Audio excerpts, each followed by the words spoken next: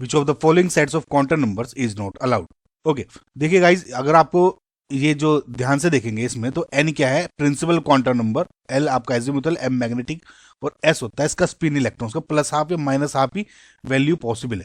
No, इसमें आपको 2 point देखने हैं। पहली बात तो कि एन जो एल की वैल्यू है, एन की तो होगी इसमें सब में 3, एल की वैल्यू क्या होगी एसपीडीएफ के अकॉर्डिंग 0 1 2 3, करेक्ट, तो सब में हो जाएगी। एम की वैल्यू क्या आ जाएगी, सो जैसे एस अगर 0 है तो 0 ही हो गया, पी ये है तो -1 2 + 1 चल जाएगी, -1 0 + 1, सिमिलरली इसमें -2 2 + 2 हो जाएगी, करेक्ट, एंड सिमिलरली 3 में -3 2 + 3 यानी -3 -2 0। ओके, एक तो ये बात होगी। दूसरी क्या है, ऑफ प्रिंसिपल के अकॉर्डिंग अगर आप देखोगे तो जो अब मिनिमम एनर्जी इंक्रीज एनर्जी होती रहती है उसके अकॉर्डिंग ये बढ़ते रहता है।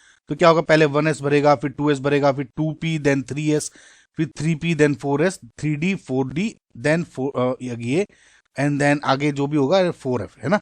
तो अगर आप गौर से इसमें देखेंगे कि इन सब को देखिए, पहला है 3d हो गया, है ना। दूसरा क्या होगा, ये भी 3d हो गया, -0 है, -2 इसलिए पॉसिबल है।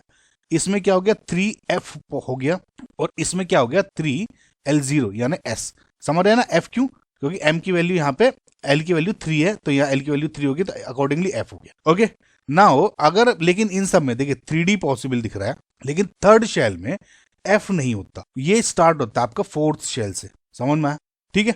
सो इसमें क्या है कि यही एक इकलौता है जो कि पॉसिबल नहीं है। क्यों, क्योंकि थर्ड से शेल में अगर आप देखेंगे तो ये जो थर्ड है यहाँ पॉसिबल नहीं है। अगर यहाँ पे फोर्थ n = 4 होता तब पॉसिबल हो जाता। ओके, आई होप गाइज आपको समझ में आएगा। तो 2 चीज लग रही थी इसमें।